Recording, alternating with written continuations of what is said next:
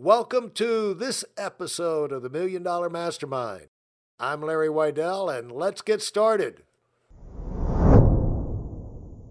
I am with Ace Lane and excited to get his insights about startups. Ace is someone who has been involved in many startups in his life, in sports, in growing up, and having injuries right from the beginning. Running into things that knocked him down, and then he had to get back to his, being knocked out of circulation for a year because of health things, having to restart his life, get back in the game, overcome those reservations and fears you have of like, will I be able to do it again? But then entering into different sports, entering into different areas of, from ski racing to the soccer to starting his own business. And then he's been able to get involved because of that success in helping other businesses start up. So he's a real innovator. He's someone who likes to make new things happen and set the pattern of success in there, get traction, and not just do something, but do it at the highest level. So welcome, Ace. Thanks, and that's be hard for me to live up to that introduction, but Yeah. I appreciate that. Well, if your boys ever listen to this, we want them to know how special you are. I will. My boys are my heroes. I want to be like them. I don't want them to be like me. I love who they are and what they're about. They're awesome. There's a famous comedian. One time they said, "Who in the world would you like most to be?" And they said, his response was, "My oldest son." Yeah, no, I have to say all three of my boys. Yeah, because it's like nobody's got it better than him, And anyway, let's talk about those startups. You said in 2005, you started up your business. You obviously know how to make things happen and build an environment. You need more people involved, but high quality people want to join. One thing we need to get on the table that you said, I'm a great manager of people. I've discovered over the years, I'm a great coach and a great manager for people who don't need a lot of coaching and a lot of supervision. But to get those kind of high caliber, highly motivated, highly capable people, you've got to have something special going on, because those people kind of have a pick of where they can go. And they're looking, if they're going to make a special effort, they have special abilities, they want to get involved with a place where they know there's going to be rewards. Exciting things are going to happen. They'll have it inside them where, the kind of thing where I know I'm not strong enough to win a national championship myself, but I want to be, I can be a team. I can be on a team. I can make a contribution to where, our team can be a big success. And I want to be a part of something great. I think people want to be a part of something great. And you've shown that you're able to do that. And it goes back to a lot of times how you start is how you finish. But you took that, you took your business to California, then you got involved, you said, in energy startups. So what would you say is some of the principles that you tried to get in place to where you would feel comfortable that this new game plan, new team, new organization could be a success? Well, that's a big group of questions. But I guess part of it, I go back to my dad and watch it. He was a great entrepreneur. He was also a phenom athlete, but I watched him, doing his business dealings, and he was never about the dollars. He had so much fun making the deal, which made it fun for everybody else involved in the deal, that big fun deals kept happening. So he wasn't chasing the dollars, he was chasing the ideas. And so I did learn that from him. And for me, it is fun. I feel like I've had a lot of mentors, a lot of people I look up to, where I keep learning. And the guy who introduced me to startups he's an Australian guy, great guy. His name's Steve Bellotti, and he was always jumping into a variety of startups. And we became friends, and so I joined him on some of those adventures. And one of them we had extraordinary success. And then I started moving more into where my passion was, and that's into sustainable energies. And so I got involved as an angel investor on quite a number of them. And if part of it happened from great success we had on one earlier, which allowed me then to spread out to other variety of startups. And it's super fun to be around these energized groups of people, like 3 or 4 or 5. And you have all kinds of economic challenges going on in the world, but they're not thinking about that. They're thinking about this cool idea they want to bring out and demonstrate for the world and for themselves, and super high energy and strong, good characters almost always. And yeah, the ones that were flexible and can see things shifting on the horizon and moving with it, wow, those are the ones that generally I've seen had success, but they also have a very fun, inspired workplace. Yeah, and you take it beyond that. The deal is that you got to have a focus to your fun and excitement, and you got to make it happen piece by piece. And that icebreaker success early on, you said, like, open the door to all these others, right? And so people, it's like athletes. Like if that first thing had been kind of a flop or kind of left a bad taste in your mouth, you probably wouldn't have had the real excitement about pursuing other ones, would you? I think there's a lot of truth in that. We had so much success in that one. Yeah, it was very inspiring, and it allowed me to go into areas that I was, as I said earlier, I was really passionate about, loved, and which I feel like. Go ahead. No, go ahead. I feel like if you can bring people together in something that you all love, and are passionate about, it's amazing the things that people can get done, especially as a team. Just incredible. And achieving success is like peeling an onion. You got all these unknowns in front of you. You know what you want to make happen, but standing between where you are today and where you want to go, you have all these unknowns, and all you can do is peel them back one by one. And but there's got to be a purpose for this thing. Do you feel like did you have, when you look back on that first success? I know you kind of go right by it, but do you feel like you just won the lottery and it just happened to be a successful one, or were you able to make a contribution that was at least a little bit of a difference maker in that first situation? Well, I'd like to say I made a difference, but part of the huge attraction I had to that group was I went there for sort of an interview on their process. I met their team. I was so, once in a while you meet a team like whoa, this is the Kansas City Chiefs. These Right. They have some weapons. They have, and they have this amazing technology, and they've been able to demonstrate it at some low levels. But so a big ingredient for me in working with startups is I try to look at the character of the team, and then generally I go in there with other groups, and they have a lot of talents that I rely on. They have a lot of strengths in finance and just across the board.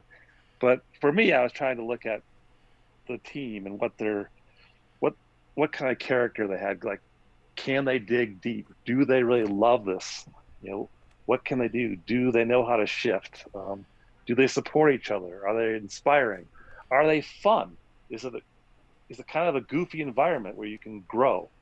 So those are the things I looked at, and I continue to always look at those things, no matter what kind of work I'm with or who I'm working with. I look for those types of qualities because um, when things, if you're working really hard and you're getting whooped on, but you're having fun, then that's pretty cool. Because then when you're having success, then it's super fun. But when you to keep that fun going and keep the motivation going and the confidence up, nothing feeds that like achievements. You know, you solve problems, you unravel mysteries, things that were total deal killers. A month ago, you figured out you got it. That's in the rearview mirror. And now, what were some of the things that made a difference? Where were they at that point, and what allowed? Were they already successful? You obviously when you joined the party, a lot of this was theory, and they were working on it, and they did not make the breakthrough. When you say we had a success, the first one was a big success. They probably had some breakthroughs after you got involved and while you were involved with them. And again, you can't take all the credit for it, but what kind of contributions do you think you made to make that happen? Because everybody involved in a team or a program is either going to add or they're going to detract. You're either going to do it with a little bit of help, a little boost, or you're going to have to overcome the negative drag. And a lot of the venture capital people turn into a negative drag because they're poking their nose in where they don't belong. They're only pointing out what's missing and they're not giving you room. They're like sucking the life out of you. Although they did bring some dollars, they're not really adding to the energy. And so if nothing else, I'm sure you added to the energy, and an outside voice, experienced outside voice like yourself. I would guess if I was looking at that, you probably had a great value in encouraging them on the things they were doing right and helping them stay on track with those things. Well, I can't. I have to give all that group like almost. I mean, they get all the credit. So I went out and I checked it out, and I was like, "Oh, this is the Kansas City Chiefs." And I came back home and I scraped every dollar I could, and I put it in there as an angel investor. And I say if the contribution I made is kind of like what I was talking about earlier, and I don't know how much it did or didn't do, but I was very inspired by what they're putting together and with their team. And so I guess this would be part of the coaching part of me, although I was not coaching them. I was very supportive and enthusiastic about what they were doing and how they were doing it. And I didn't shy away from sharing how I felt about that. So I think if I did contribute anything to it, it was probably just that, they felt supported and believed in, and that I saw who they were and what they were trying to achieve. So if I did offer anything for them, I guess it might be that, but I'm not sure I can take much credit at all for that first one. I was very it's not fortunate. it's not a matter of forcing you to take credit that you don't feel like you deserve. But I will tell you, Ace, that when you have someone you respect that is impressed and inspired by what you're doing and giving you feedback on the positives that they notice about what you're doing, it does help you keep your energy it helps you, gives you strength for when things go wrong or you wake up and just things are not working. You're out of your zone for some kind of reason. But when you have that presence and that assurance that other super successful people believe in you and are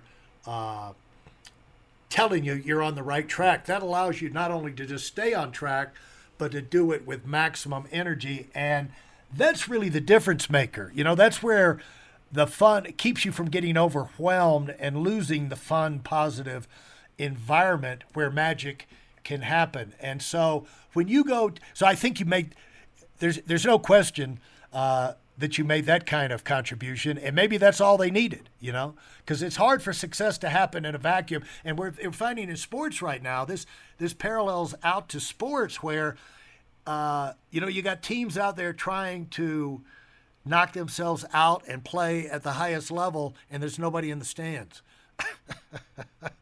Right. You know what I'm saying? There's no question the energy level is higher when you have 50,000 people in the stands or you have nobody in the stands, just coaches on the sideline, it's an unusual world right now. Yeah, but I mean that's part of the thing of having one of the things about being in a startup and staying on track is being able to have people you can bounce ideas off of, because when you move forward, you're starting something up. Obviously, by definition, has never been done before. Sounds good. Feel like you got the right people, and you find out if you're on the right track or not by whether or not you get the results. But while you're going through it and you're sorting through ideas, just like you sorted through things of ideas of what to do about your future when you left racing and sports, is like you bounce these ideas off the people around you. It's like you're like a bat.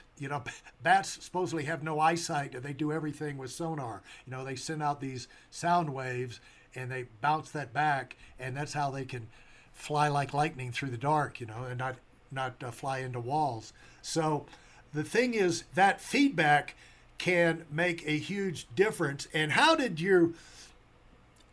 what did you take from that first one, that experience that you've taken into your other startups?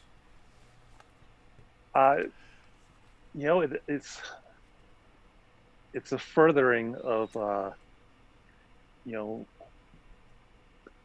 of looking at the players on the team and what they bring and how well they work together. I mean, to me, it all boils down to what I heard in a movie called Invincible.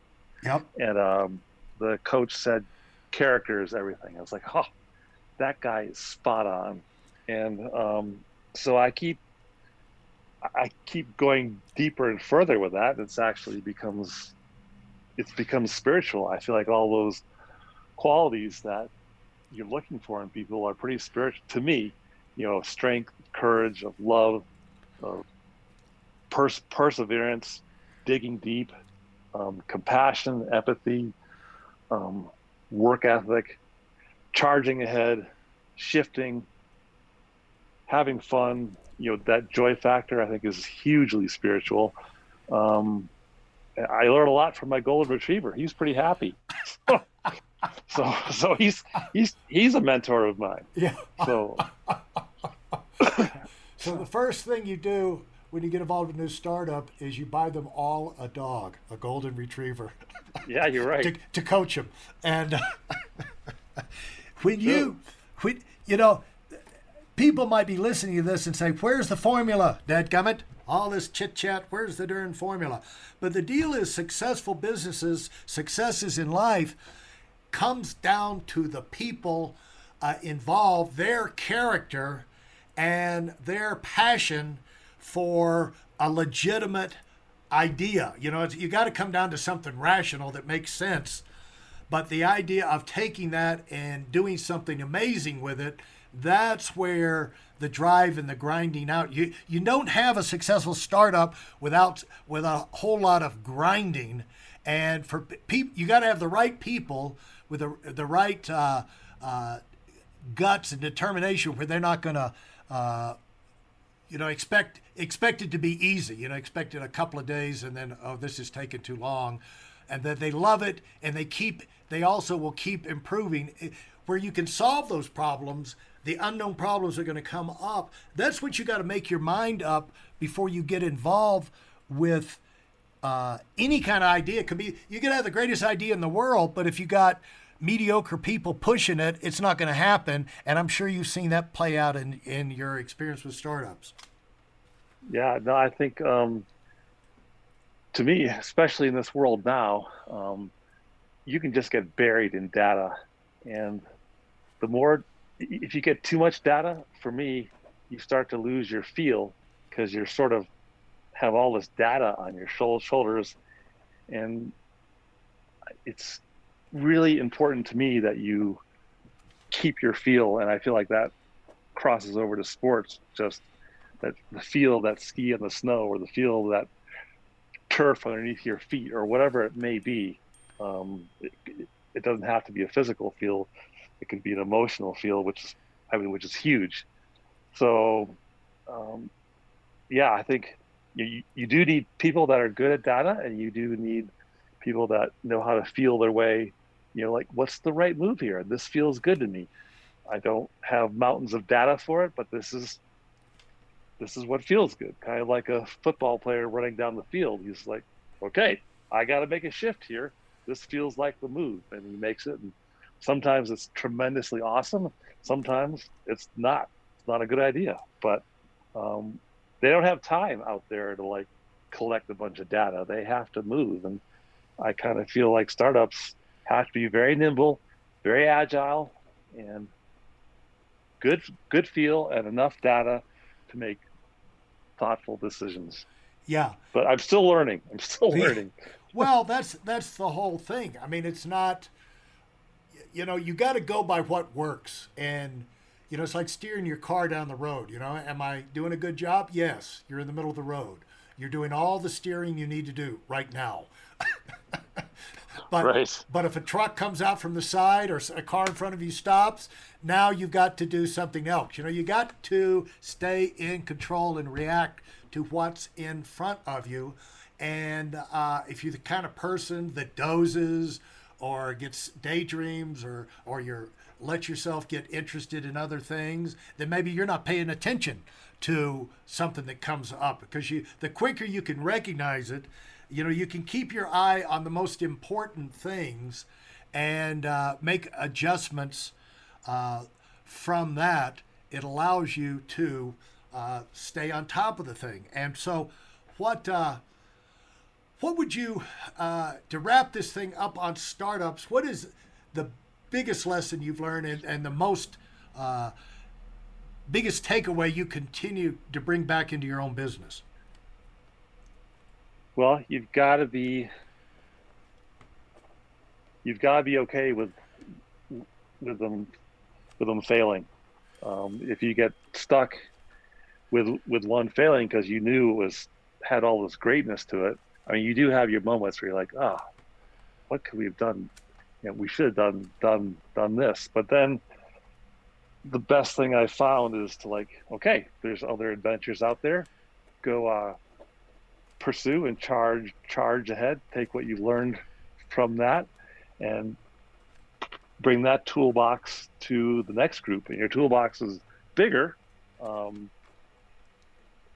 think that's probably one of the biggest things I've learned is, okay, stop worrying about what happened, then. You're here now. Well, let's go.